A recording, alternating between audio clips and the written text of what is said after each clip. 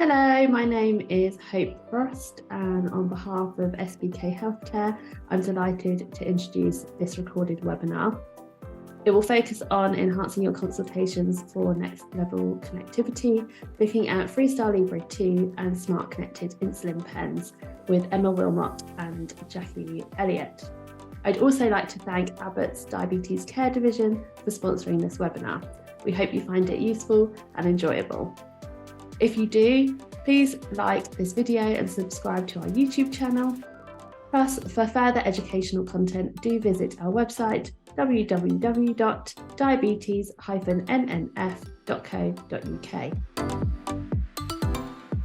Hi, Hope. Thanks so much for the introduction and welcome everybody to this webinar. I think we're all aware that connected pens are still a relatively new technology to us all. And I think this is that's reflecting the number of people that are interested in attending this webinar to discuss this in more detail.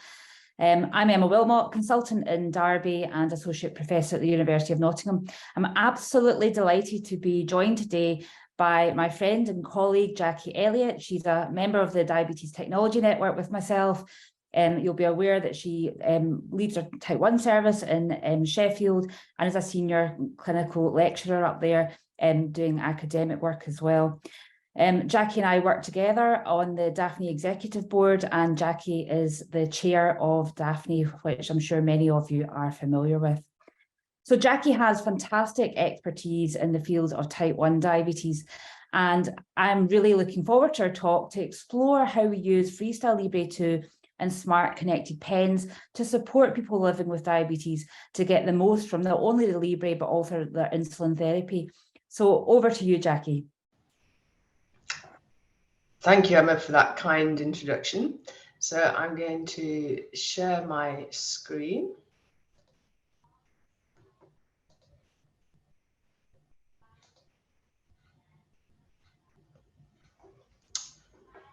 Okay, so welcome to everybody. And first of all, sorry, we just jumped a couple of slides.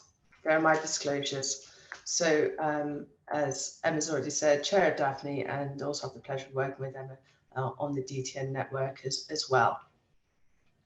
So before we jump straight into connected pens, I wanted to draw your attention to this report that was issued last summer. And the reason for this is that these are the people with type 1 diabetes that are struggling the most. So they've come up with some recommendations about adults and adolescents, young adults up to the age of 25. And you can see we're talking about engaging people in the services more, making sure that we work together to stop the deterioration and control that we know occurs between particularly the ages of 15 and 18, and that we need to build services that can cope with the different technologies that people are coming through from paediatric care.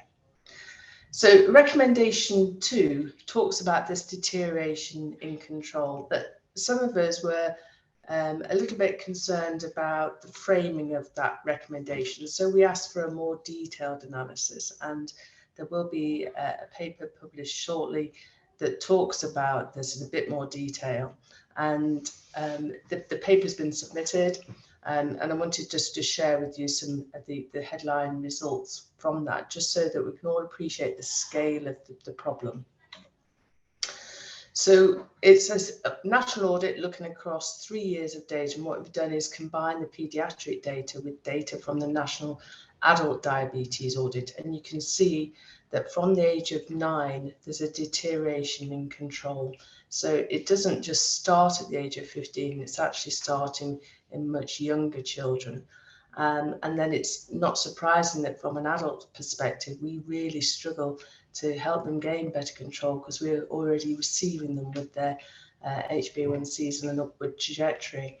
And it's pretty bad for boys and girls, and the girls doing slightly worse there than the boys. And with the increase in HbA1c, it's not surprising that there's an increased rate of diabetic ketoacidosis. And so from the percentage of people, this is within one audit year, but excluding the first year when they might have been first diagnosed with diabetes, you can see that the rate for the boys goes from about 2%, peaking up nearer 8% in the late teenage years. But if you're thinking ahead, you'll be thinking, the girls must be doing worse because the y-axis is much bigger. And you can see here, the girls at all ages have more admissions with diabetic ketoacidosis. And whatever age you're looking at, girls have an extra 50% risk. And a lot of these people really don't want diabetes. They're struggling to engage in any kind of care. And moving forward, a lot of these people are not going to be at the front of the queue saying, please give me a pump, because they just want to, be like their peers, not be attached to anything at all. And we need to introduce to them, I think, some low-level technology, try and get them on side and move things forward that way. And that's where the smart pens come in, that this could really help, that this is a really simple thing that could be used to help assess how often they're given insulin. A lot of these people being admitted in diabetic ketoacidosis are struggling to give some insulin every day. And if we can just build a few bridges with them, then I think we'll see the admissions come down. So this is as bad as it gets. And the interesting thing about this, when we did some modelling, not me, I'm not a statistician, but when Naomi Holman and her team did some modelling, the most important predictor for a poor HbA1c in the UK isn't level of deprivation, it isn't ethnic background, it's actually your age, and it's this age that's struggled the most. So the other thing about the connected pens is that they can help people who have some problems remembering things. So I want you, Emma suggested, and Sarah remind you about a pen and paper, just to jot down when you last forgot something. So is it just today, yesterday, in the last week, in the last month, or never? And just whilst you're thinking about that, by the magic of IT, these are the results that we might expect if I could read everybody's mind. Because we asked this question last month at a diabetes conference where we had some live polling, and this is what the audience said. And this is an audience of predominantly diabetes doctors, nurses and dietitians, and a few people from pharma. But you can see actually most of us forget something on a really regular basis. And then there's some people whose memory is so poor they can't even remember when they last forgot anything, and they put never. So this was done in front of a live audience, live polling. And just to say, we did this poll, it's 11:15 in the morning. So the day wasn't even very old. And loads of people actually admitted they'd already forgotten something that day. So our lives are busy. The same is true of people with diabetes. Their lives are very busy and it's easy to forget something. So what can we do to make their lives just a little bit easier? And that's where I think the smart connected pens have a role for this. They are tech, if you want to call them that, in that that they're smarter than the previous insulin pens, but it does give us a real opportunity to help level the playing field. So for years and years, we've had pumps and people wearing pump therapy. They've come to clinic, we've downloaded the pumps, and that's really helped us in our consultations because we've known the exact amount of insulin that's been delivered each day. We can work out the total daily dose, or be in the download. We can see how often they're bolusing or not, as the case may be. We can talk about the doses of those different boluses and whether the insulin to carbohydrate ratio might be right, or whether it's too much or too little. And then gets into discussions about corrective insulin. We've also known about the timing of that bolus insulin, which has become particularly important when we're reviewing the pump download alongside some CGM. And of course, we've known about the basal insulin as well.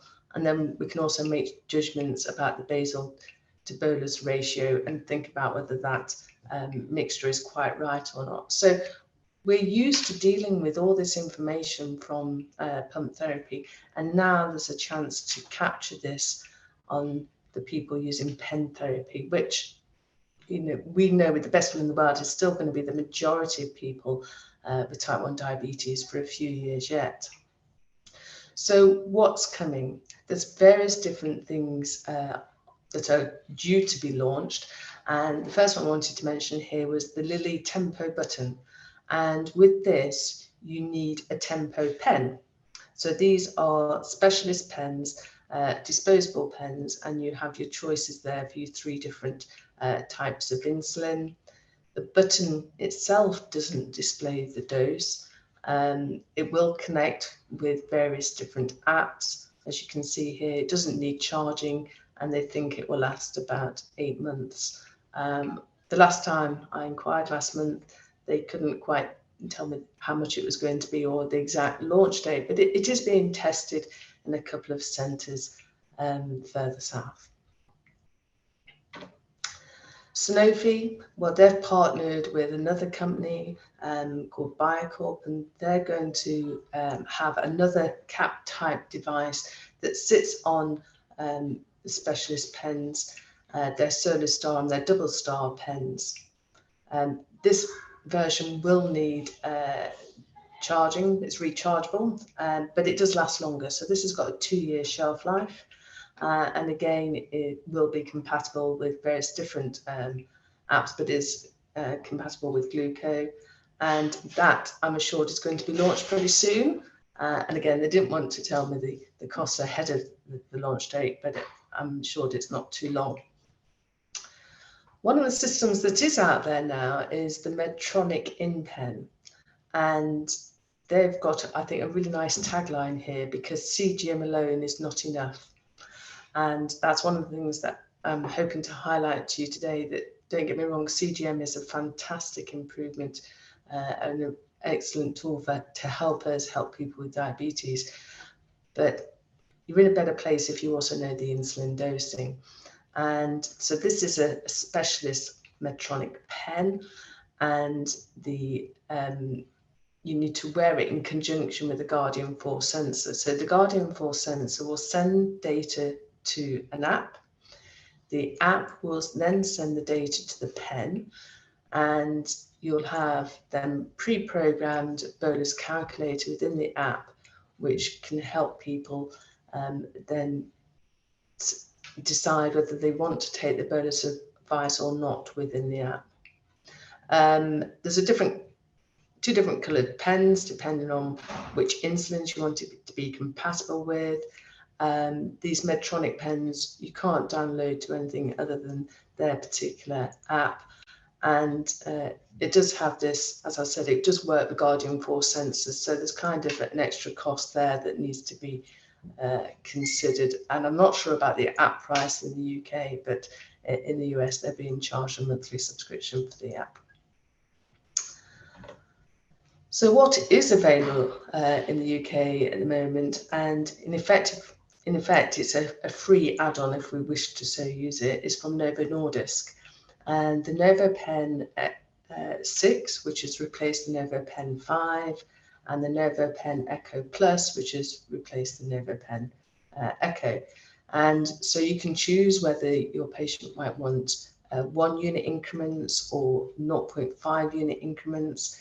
The Novo Pen 6, as you can see here, is a silver pen, but there is a blue pen as well. So if they're on a background insulin and some quick-acting insulin, obviously give them different coloured pens. We've got some people that are on a 1 unit increment for their background, but then a half unit increment pen for their quick-acting. The quick-acting pens come in red or a slightly different blue. It's a bit more vibrant blue than the other one. And you can see here the maximum dose that you can give via the pens. The really nice thing about these pens is that you can see the last dose and the time since the last dose. So the pens themselves were launched nearly 18 months ago now. And so we were giving them out in clinic before they were widely connected to lots of things. And just as an adjunct to help people see when their last dose was and what the amount was and how long ago it was. The kind of blue circles or semicircles there are indicating that you can transfer this data, the near field connectivity, and it transfers the last 800 doses or just the latest ones. And as time has gone on, they've partnered with more people, so now you can share that data from the pens with LibreView, with Gluco and My Sugar. And the pens themselves last for 4 to 5 years. There's no recharging of the battery or battery exchange within that. So even if you've got people that are not using apps and just want a kind of aide-memoire for using the pen, and this is how we were using it initially, we found that it helped people to see if they might have missed a dose. So sometimes I think most of the people that I've suggested they try this, they all have moments when they think, did I give my breakfast insulin or didn't I? And you know, how much did I give? Not quite sure. So it lets you decide if suddenly your readings are out of range. You could go back and look at the previous bolus dose and just think, was that too big or was it too small? Should I do something different next time? And the other thing it does is of course prevent double dosing. So it helps you see if you've missed a dose. You know, you'd expect the breakfast dose to be within the last 4 or 5 hours, but if it's last evening, then you know you've missed one. But also, if you're not sure, it stops you just doing a double dose, because you can think, yes, I did give a dose, and it's got that little countdown timer, so you can see how long it was ago since you last gave that dose. And Novo have done a study on this, and this was published, as you can see here, in 2020, and was presented at the European conference in 2019, before the world went a bit crazy. And what they've done here is try it across 12 different centres in Sweden. They recruited 94 people with type 1 diabetes that were already on basal bolus regimens and were on some kind of CGM, predominantly Libre at this time. And they had a look at their time in range, their time above range, time below range, both at baseline and then 6 months follow-up. And they just underwent normal clinic attendance during that time. And what you can see is there's quite a big improvement in the average time in range that's achieved, so an extra nearly 2 hours a day. That was largely achieved by reducing the amount above 10, so the time above range. So you can see that there's a lot of that, like 1.7 hours gained by not being above range. So it's giving people a bit more confidence, maybe, to if they were missing doses or if they felt they were underdosing. In terms of the time below range, there was no statistical difference between baseline and follow-up in the level 1 alert, but you can see below 3, which is obviously the more severe form and the more important form of hypoglycemia, there was a significant reduction compared to baseline. So whether you look at it in hours per day or percentage time, the pens did help. So how do we use this with the FreeStyle Libre?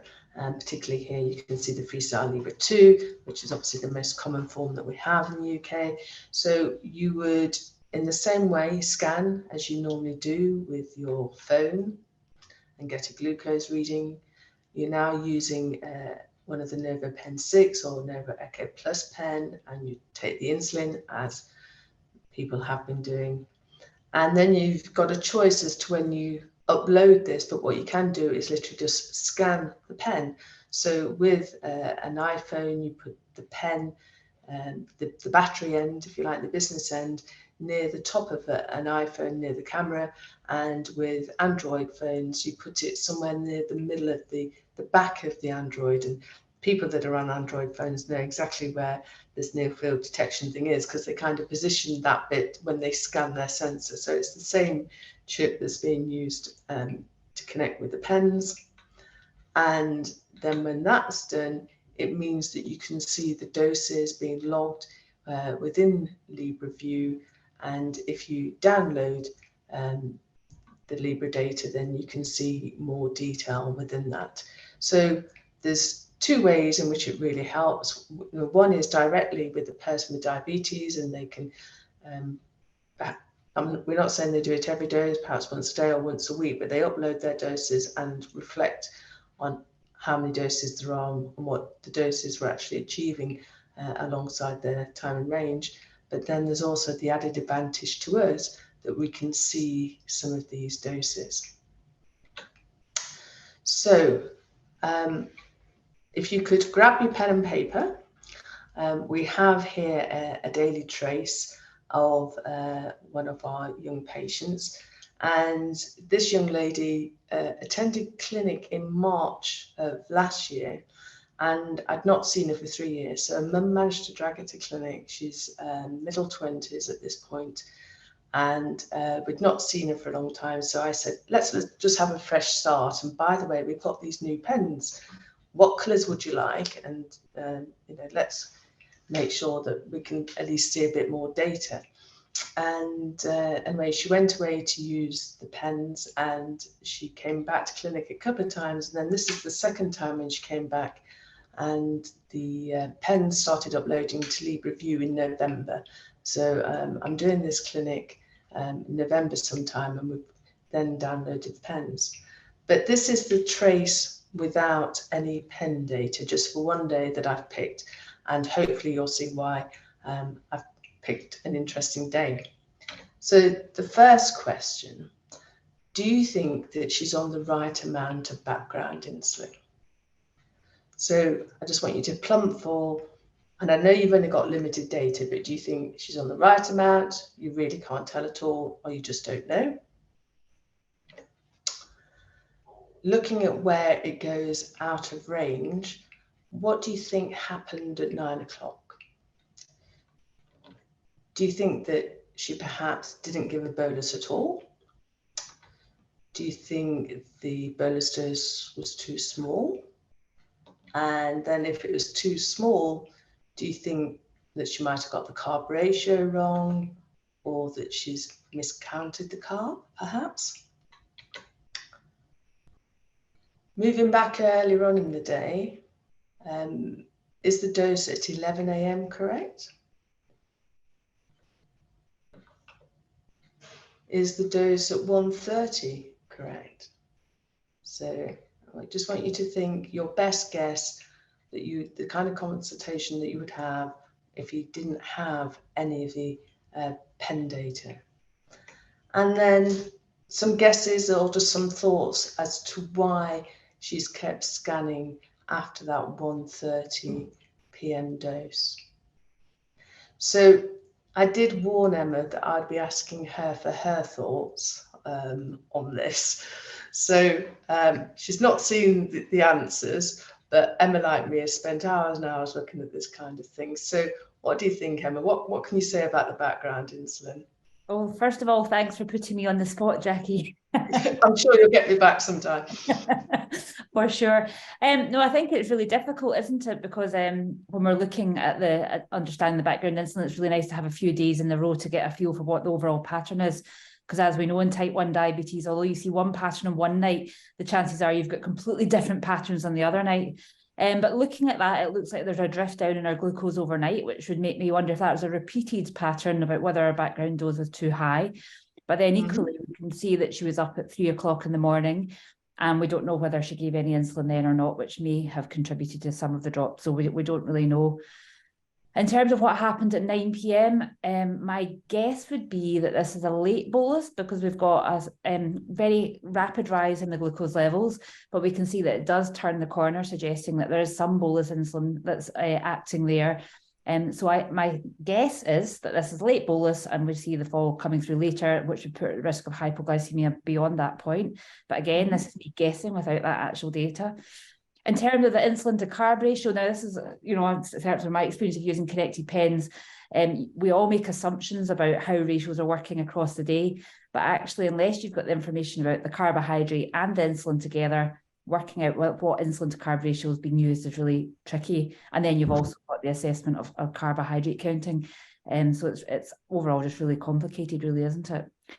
And then the dose at 11 o'clock, you've not got too much of a postprandial rise. The glucose was high. We'd want to know, was there a correction given in addition to that to cover carbohydrate? But it looks like it's peaked and come back down, not quite to target. So again, understanding if there's a correction dose would be useful.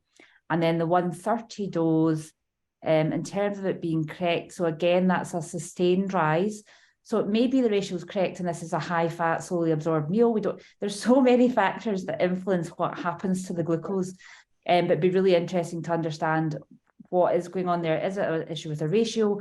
It's not aggressive enough, which is why the glucose is staying up, or is this related to the type of carbohydrate? And then in terms of the scanning 5 times after that dose, it may reflect potential anxiety that they hadn't felt confident around the carb counting. If they had given insulin earlier on, at 11 o'clock, you've got the potential risk for insulin stacking there as well, so they might be concerned about that. I think this is a really good case for just identifying how much we don't know and how much we probably assume. Absolutely having access to this data has fundamentally improved outcomes in people living with type 1 diabetes. But this sort of case just really highlights how little we know and how much we actually guess when we're supporting people in consultations. So thank you, Emma. I think, everybody would agree that, we've got one of the country's leading experts, and we've come away thinking there's an awful lot we don't know. So there's lots of possibilities there. And, and I think Emma did touch all the bases that, hopefully you would have thought of between you. So let's just talk through this, and we're going to add that insulin data. So on Libre View, it will show you these green syringe type icons as to when insulin has been given, and you can see here it's recorded some rapid acting insulin. So Emma's right, at 3 o'clock she did give a small corrective dose of her quick acting insulin at that point. If you've got somebody with 2 connected pens, as in this case, then the long acting insulin appears as a row underneath, so that it's very obvious that it's a different from a different pen. And you can see that she's giving her long-acting background insulin at night time, and also at that time, yes, there was a late bolus. So she did give some insulin, the quick-acting insulin, 6 units, but it was a bit late. She either then ate some more or decided to do a big correction. But either way, there's another injection there that we wouldn't have known about without downloading her pen. We could have guessed.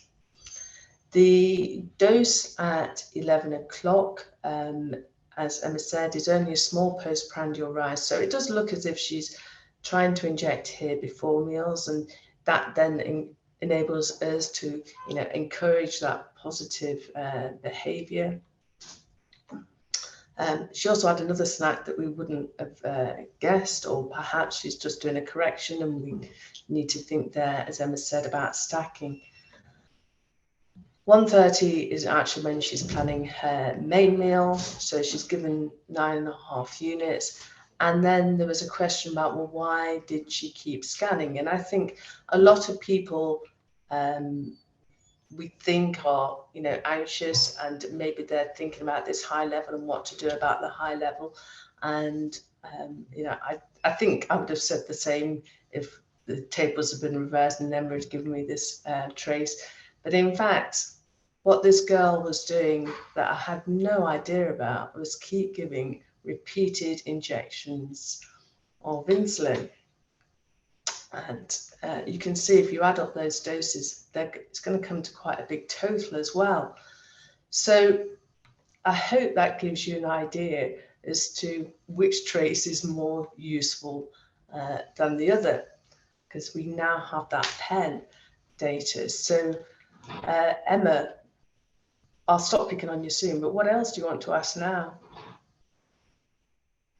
It's really interesting, isn't it? Wow, look at the amount of insulin that they're giving. So this is a huge amount. Yeah, quite terrifying, and I'm amazed that they've not actually hypoed later on. And I guess from that, I'd probably want to get a feel for what the total daily dose is across lots of days and look at the split between days. So and bolus in case there's a sort of discrepancy without, not got enough basal insulin going in and they're having to play catch up. Although that doesn't fit with the pattern overnight, which there was a gradual decrease just before they gave that correction. But again, they're needing that correction to get them anywhere near target in the morning. So this raises lots of questions, and this is fascinating because we would never have got to the crux of the matter without this data. There's loads of stuff here. Yeah, so this, was one of those you just think light bulb moments, blimey. I've spoken to this girl without the pen upload, and then all of a sudden I've got the pen uploaded, and it totally changes the consultation. So you just want you to think how useless it would have been if you didn't have that pen data. And so there's a couple of factors here. At this point, she's a great fan of syrups in coffee. So we had a chat about that. And also, I know I should examine injection sites every time, but I don't do it every time. But this girl had, cracking lipos. So then we got into a really good discussion about hypertrophy. And she just said to me, I'm just giving loads of insulin, and my glucose, it just isn't coming down. So that's why she was giving lots of insulin. She's just desperate now to have good control, not seen it for 3 years. She's not had great control, and she knows it really is time to turn things around. And I've seen this pattern actually before in somebody who had significant lipohypertrophy, where the basal insulin is given somewhere else. So the basal works okay. Yes. So the meal times, and we know it's that right hand into the lower lip, right abdomen, massive lipohypertrophy, and it's the mealtime insulin that really doesn't work. Yeah. So she's still friends with me, so she's come back to clinic. And so just to highlight where we're up to now. So don't get me wrong, still, we're still working on different things. And with the Libre View download, when you do the snapshot, which can be sometimes useful just to scroll through, it does now give you the total. So we've got the average total across the 2 weeks. So our average total is now 39 units. The other thing that I didn't show you, Emma talked about, you'd need to scroll up and down across various different days to look at the background insulin. She was actually varying her background insulin. So we've now settled on 28 units, and we've got a much better balance of 39 of the quick acting and 28 of the background insulin. And she's got 59% in target, which for this girl is an amazing achievement. And it's, predicting her HbA1c as being 58.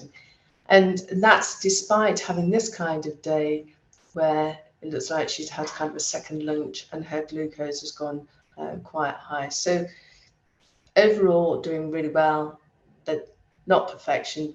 But one of the things that I said to her, having looked at several days, was I don't think it's your doses that are wrong there, it's just the timing. And responding to the alarms in a more positive way. So it then leads into a slightly different discussion, but it allows you to be a lot more supportive. So thank you, Emma. The other thing that we were very keen on, as Emma said, we worked with the Daphne Collaborative, and we've done some research looking at how we can improve that, is really to understand behaviours. And what we did locally was have a look at this is capillary blood glucose monitoring, to see what people with better HbA1cs, what they were doing on a day-to-day basis, that we might be able to help support other people that are doing less well get more time in target. And we have been downloading meters onto Diasend over many years.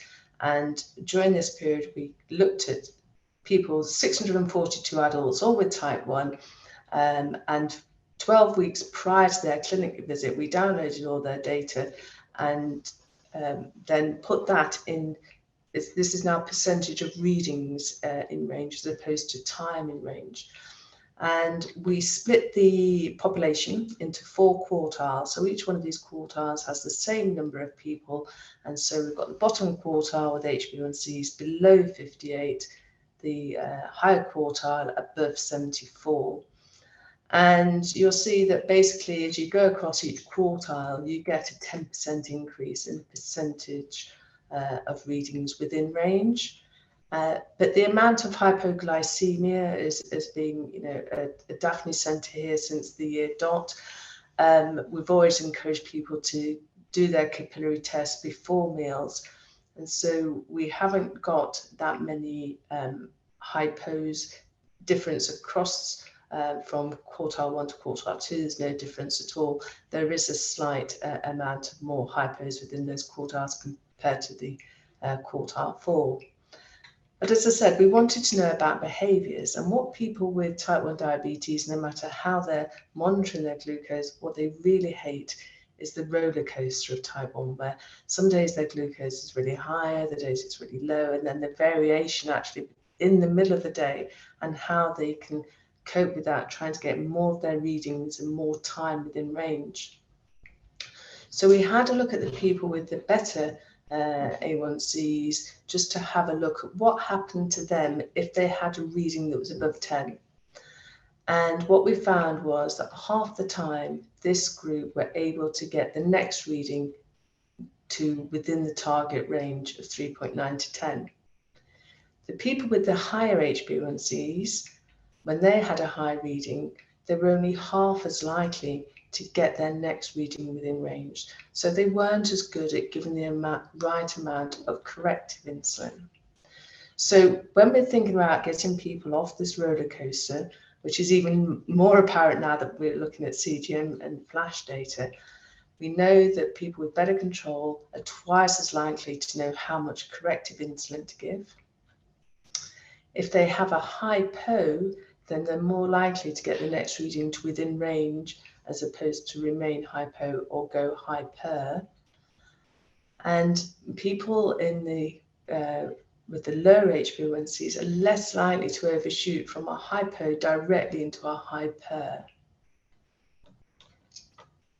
And we also had a look at behaviours around rechecking glucose if you have a hypo. And that's one of the things that's really helpful with the Libre, is that you can see when people are scanning with the Libre 2 devices, when they do have a low glucose, as to when the next reading, when the next checking to see if their hypo treatment has worked, whether they've overshot or whether they're nicely in range. So with this in mind, let's just think about how we get people off the roller coaster and how we can use pens. We have a different patient, and the pens became live with the Libre app on the 9th of November. I was in clinic and I'd met this young man about 4 weeks previously on HDU. So he's only just been diagnosed with type 1 diabetes. He had a bad DKA, he was in HDU for 3 days. And we're very quickly getting people on connected pens and onto Libre. So this was the first time that I myself had seen him in clinic after he'd had an unrecordable bicarb and looked dreadful. I have to say, he looked so much better. So this is one of his days that I've picked. And I want you to think about, why did the glucose stay in range at lunchtime? What do we think might cause the high glucose at 10 o'clock? What might have caused the hypo at 8 p.m? And if we come back from that, because we know that hypos and hypers are very interlinked from what we just said, what caused the hyper at 5:45? And this was the question that I asked him. What would you do differently next time? So, Emma, would you come back and just share some of your thoughts? I was waiting to be picked on again. This is the last time. This is keeping me on my toes today. So why did the glucose stay in range at lunchtime? Well, there's not really a peak there. So I wonder whether they maybe had a carb-free lunch with no bolus. That's a possibility. Or maybe they had carbs but were more active. Who knows? What caused the hyper at 10 o'clock at night? Well, we can see there's preceding hypoglycemia, and we know that when people with diabetes feel hypoglycemic, they feel like they need to empty the fridge to feel better again. And I suspect that this is hypo overtreatment, and actually landing with a glucose of 11 after a hypo, I'd say, is pretty good going, because we see many in clinic where people end up with 17, 18, 19 because they've just, responded to that horrible feeling of hypoglycemia with far more carbohydrate intake. So that's possibly hypo-related. What caused the hypo at 8 o'clock? Now, again, I can't wait to see your connected pen data on this, because this is almost certainly related to insulin. It's understanding the relationship. And I would just wonder whether this was a late bolus and you've got the insulin causing the hypo because it's been given late. But again, you'll have the data to show us. What caused the hyper at 17:45? Again, that's probably related to the late bolus and then the resulting hypo. But again, we'll look forward to seeing the data. And what would you do differently the next time? I guess we really need to understand the data to work out what's happened and then have that discussion. Great, thank you.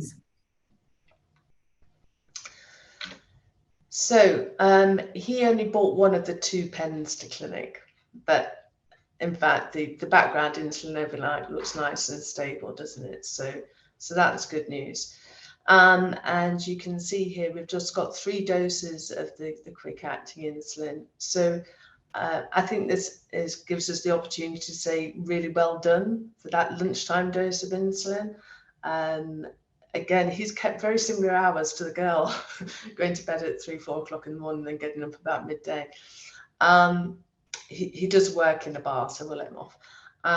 But yeah, he's given some insulin for his lunch, and he's only just diagnosed. He's actually doing 1 to 10. So he's had 55 grams of carb, and he's just following that 1 to 10 rule at the time in November. So well done there.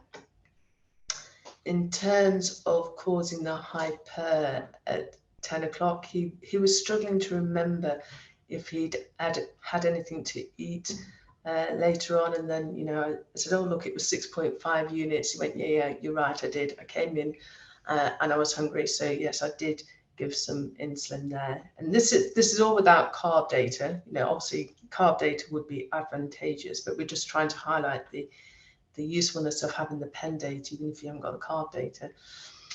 And so I asked him about the hypo, and this was one of the first hypos he'd ever had, because we're still only about 4 weeks into diagnosis. So we talked about the symptoms that he got with that, how it wasn't very nice, the temptation to overtreat and things like that. So that led into that really useful discussion about the hypos. And now we've got the pen data. He said, yeah, my glucose, I was a bit late with my insulin for my tea. And so I ended up giving that injection a bit late. You can see there the 6.5 units. And then just by letting him talk, because he's looking at this graph in real time, he said, well, Tuesday night's football night, I was walking to Sheffield United and he'd walked 2 miles. Well, you can't walk anywhere in Sheffield without going up and down hills.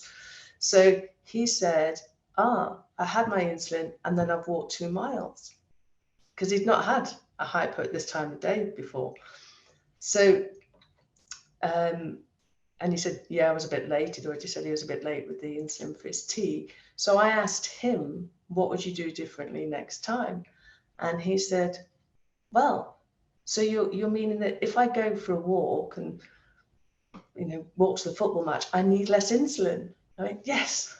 So I was thinking, well, this is a real breakthrough. After 4 weeks of type 1 diabetes, he's making the connections himself, whereas we've all got patients, unfortunately, in clinic who don't understand this relationship of physical activity and insulin and mealtime related insulin after 10 or 20 years of having the condition. So I think this is just, I threw this in because I thought this was a nice example of the consultations we should be moving to in the future.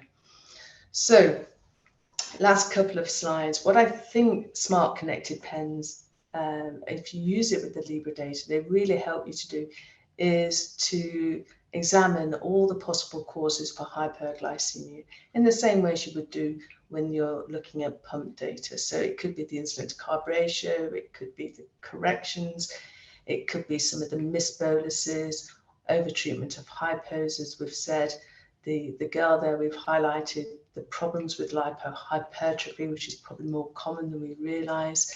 And if that hadn't have been the answer, then maybe we would have got into a discussion about viral illnesses and the like, or her menstrual cycle. And then hypos in pretty much the same way. We've mentioned the stacking of doses, the carb ratios, overcorrecting a high. We see that quite often, don't we? Kind of a rage bolus when somebody's glucose is high. They then give too much and that causes the hypo. Can also make us think about the estimation of carbs at different times of day. If we see some doses that we think just don't make sense. And as you can see here, it led into a conversation about exercise, but equally alcohol may have been implicated in a different case. So the title of the talk was about enhancing your consultations. So I hope that you can see that I think Smart Pens help give you some context. This lad that I said had only just been diagnosed a few weeks, I've got no idea how literate he is. You know, I've met him as he's just coming round in HDU, and then I've seen him in clinic. But I could just see literally the cogs turning as he's looking at the line. He's making the connections between the injection icons and then the glucose that he's getting. And I think because we've been looking at this for so long, and as Emma demonstrated, we have a really good idea about what's happening and the possible causes for it. But I think it really helps people engage and helps them make the connections. And in that way, it's kind of, I think, lowering the power differential of us being the people that know and them not knowing. But this gives the people with diabetes, actually, he knew more about that Tuesday evening than I did. I didn't know that he'd walked to the football match. So it really hands the power to the people sitting in front of you. And of course, that makes it much more individual, as opposed to me just talking about carb counting and did he really know how much he needs to give when his glucose is high. So I think overall, if I had to sum it up, it really helps you get nearer to the truth. And ultimately, that's going to lead to more meaningful and collaborative consultations and individualized action plans. We've spoken very much from the perspective of healthcare professionals, and on Friday, we're going to do it the other way around and have somebody with diabetes share her experience of using these smart connected pens and what it feels like. So if you can, please join us on Friday afternoon, and I'll be chatting to Jasmine Jafar, who I don't know, she's not my patient, and we're going to find out what it's like from her point of view. So thank you. Thanks, Jackie. That was absolutely fantastic. Really, really good clinical cases there that make us realise just how much we're missing out on, really, when we're speaking to people in clinic. We've got a few questions coming through. I'd encourage everybody to post your questions in the Q&A box. But Jackie, my first question to you is, you know, who should we be using and offering connected pens to? How do you do this in your clinic? So I would flip it on its head and say, who would you not offer these to? So, and in that way, it's a lot easier. So literally in the last, well, it's November 2020, it's not quite 18 months, I've been offering them to everybody that's using pens and just saying, do you have times when you think you might have missed a dose, not sure, double dosed? And if you're using a Libre, it's so easy to integrate the data. So just showing them the pens in clinic. Interestingly, a lot of people said, oh, I used to be on cartridge pens years ago. I've got no idea why I got moved off cartridge pens. So that, you know, they're very happy to go back. Some people of our age and above still remember what a fountain pen is. So you can just talk about cartridges in that way. And obviously for some of the young ones, we have to show them directly. But it's not a hard selling clinic because they just think this just makes so much sense, just having the data about doses within the pen. So yeah. I've had 2 people that have said, hands up, I'm a little bit autistic. I don't do change very easily. And literally they've said that to me. So they've said, thank you, I'll have a think about it. And one of them said, I'll change one of the pens. I'll change the quick acting. I can see the point of that, but I really don't forget my long acting. So it's not a hard sell. This is one of the very easier things that we do. And I just make a joke about it, you know. here's a late Christmas present. I'll change my chat to here's an early Easter present, you know. So yeah, no, exactly. And I think healthcare professionals said to me, oh, you know, what's in it for the person with diabetes? This is useful for us, but not them. I'm like, not at all. When you actually say to people, do you want a pen that will tell you when you last had your bolus, how long ago, and that you can just tap on the back of your phone and you've got all that data there without having to manually record it. They're extremely keen to get hold of this technology. So yeah, I like you, I think it should be offered to everybody. We've got a couple of questions here. Jan's asking, does the dose include the 2-unit earshot or discern between that and the actual dose given? Yeah, so I think there's a lot of people that don't do air shots, more than we think. And so we've been downloading it to Gluco for a while, and they actually showed kind of two like overlapping. So you'd have a 2-unit and a 5-unit. And so with this, it is combined. So when it says 6.5, if you'd done an air shot, it would be 4.5. So that's where it's useful to know what their carb ratio is. And for that example, it was, you know, quite straightforward because he's just doing 1 to 10. So we're not a million miles out if we're just thinking that, but it is a consideration, yes. Yeah, and I think the key thing is that discussion around timing, isn't it? Because I think a lot of people bolus late and just, you know, get on with life and don't stop to reflect on the impact it's having. But when you can actually have an informed discussion about it in clinic, it's really useful. And Christiana is saying, how much data does the pen hold? How does it know the time? And how often do they need to touch the pen to ensure the correct time when things like the clocks change? Yeah, so you're right. After next Sunday, the clocks are going to change, aren't they?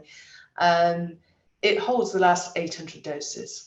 So, you know, some people we know will not upload. I suggest that people have a look at their time and range on a weekly basis. I don't know about you, Emma, but I try and encourage them to get into a routine of looking at their time and range, especially when they're trying to inch 40 to 45% to 50% and, you know, doing it in an incremental manner. And that's the point which I would encourage them to download their pen. So there's downloading of the pen to aid reflection, ultimately on the time and range. There's the extra bit about just clicking the end of the pen. You pull out the end of the pen and push it down without dialing to see what the last dose was. And obviously they can do that at any time. So that's going to be months and months of data, isn't it, for most people, the last 800 doses. And for people that aren't using their phones, then we're downloading the pens onto Gluco in clinic. You just use that transmitter plate. You can do it through the Gluco app as well. So there's more than one way of getting the data into clinic. And we ask people to upload their pens just before they come to clinic, or the support workers here, instead of now taking their meters off them as they used to, we'll just say, oh, have you uploaded your pens? Do you want me to just remind you how to do it, kind of thing? Yeah, and I was telling you earlier, Jackie, about the girl that I saw in clinic the other day that said, oh, I've stopped using my connected pen because I found it exhausting having to tap the back of my phone every time I'd given a bolus, because she hadn't realised that actually she could just do this before she came to clinic and would have all that data there. So it's at the end of the day, it's a tool to support the person with diabetes, and it's trying to make sure they're using it in a way that lessens the burden rather than adding it to it, because they're not having to manually input everything. And Amira here's asking, would the Smart Pen be available for everybody with type 1 diabetes?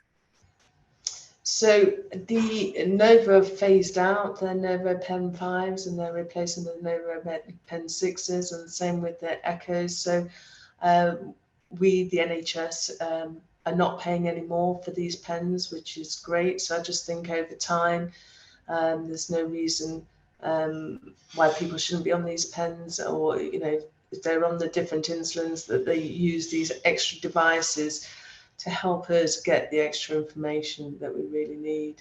It's just supporting them. I know, you know, some people would joke with me, oh, this is a bit like Big Brother, you know, and yes, I've had some patients say that directly to me in clinic, and I've said, well, we're here to support you, you know, so, you know, sometimes you brought your meter to clinic, sometimes you haven't in the past. And the same is true. Sometimes people bring their pens and remember to upload, and sometimes they don't. But I think as long as we can be positive whenever they do bring their pens, or whenever we're looking at that, and really pick on the times when they have injected before meals, and we can see the difference in the size of the peak after a meal compared to when they've given it a bit late, they can really see that, and it just helps bring those conversations to the forefront. Yeah, and this is a good question. Do you know whether somebody's using the reader rather than the app, how they can get the data into Libre View to have a look? So, yeah, so I think we'd end up at the moment with 2 different screens. So we were doing this before it connected to Libre View, in that we had obviously loads of patients on Libre on these pens, and then on the other screen we had their data being displayed on Gluco. So the Novo said that they're willing to share their data with anybody. So there will be other collaborations with other companies. They just want their pens to be out there and to share the data. So yeah, if you've got 2 screens, it is possible. Of course, it's a bit more faffy for us, but we're pretty much used to that. Yeah, because another one coming through about issues about compatibility. If people are moving from flash to real time, the NovoPen 6 doesn't work, but it is compatible with Gluco, isn't it? So they should be able to use that platform instead. And in terms of the conversation you have in clinic, Jackie, when you're introducing the concept, how do you frame that conversation when you're thinking about introducing a connected pen? Well, I also frame it around cutting down on plastic waste. So that wasn't part of our remit today, Emma, but there is an estimation out there about the number of insulin pens and GLP-1 pens and all the rest of it. And if we continue as we are over the next 10 years, there's going to be enough pens to go around the globe 28 times. Wow. Which is just, absolutely ridiculous. So I'm all for recycling pens, but I do think it's better not to create as much plastic waste. And so if they're hovering a bit about the smart data, then I mention plastic. And this is normally actually tip the balance, because either we've got youngsters that are just think, yeah, our planet's being polluted, or we've got older people worried about the planet for their children or their grandchildren. There's nobody that doesn't understand planet green plastic. They all get that. So there's very few people that I think there will be some vulnerable people that might need backup disposable pens. Don't get me wrong, there still is a place for it, but I think the place is much smaller than we've just historically fallen into across the UK, where the vast majority of people are on disposable pens, whereas in fact their dexterity is fine. We would be using less plastic and taking up less room in their fridges if they had cartridge pens. Yeah, no, I agree. Another thing that I'd be interested to hear your thoughts on, as you know, whenever a new technology comes along, there are people within diabetes teams that absolutely leap at it and are desperate to try it, early adapters. And there are other people in the team who just think, oh my goodness, I don't like change. I'm used to doing it the way I do it. I don't want to know about this new technology faff. So what's your journey been like with your team? Have you got everybody on board with connected pens, or how have you convinced those that are sort of scared of the technology slightly? Yeah, so we've had some team meetings, and then we get some people to talk about their early experience. And so anybody that's now going on to insulin as an inpatient, the inpatient team are just giving them one of these pens. So I said, look, it's up to you whether you teach them whether to put the cartridge in or not, or you put it in and just give them the pen. But then they're going to start using the pen and maybe the memory function. And then it becomes an outpatient nurse job to talk about changing the cartridge, but we're not giving them a disposable pen to begin with. So that's worked quite well. I think it's always good if you can find, you will know within your team who doesn't do tech, and just go and have an extra conversation with them and say, for me, come on, just do it the next time and come and tell me what it was like. And normally, of course, they come back and go, oh, well, it wasn't difficult. Good, excellent, carry on. Yeah. So initially I asked people to guess how many out of 10 they thought they could switch. And so some people said 3 out of 10, some said 5 out of 10, but the answer is much nearer to 9 out of 10. So yeah, brilliant. No, that's fantastic. That's a nice summary to end on. Absolutely fantastic presentation, Jackie. And I hope everyone tuning in today sort of understands the potential benefits of connected pens, because I think ultimately this is the way we're going, and that everybody will eventually have this as the method of delivering insulin. So thank you very much, Jackie, and I'll hand back to Hope. Over to you, Hope. Thank you very much, Emma, and thank you to Jackie as well. It was a brilliant webinar, and I hope that you've all enjoyed it.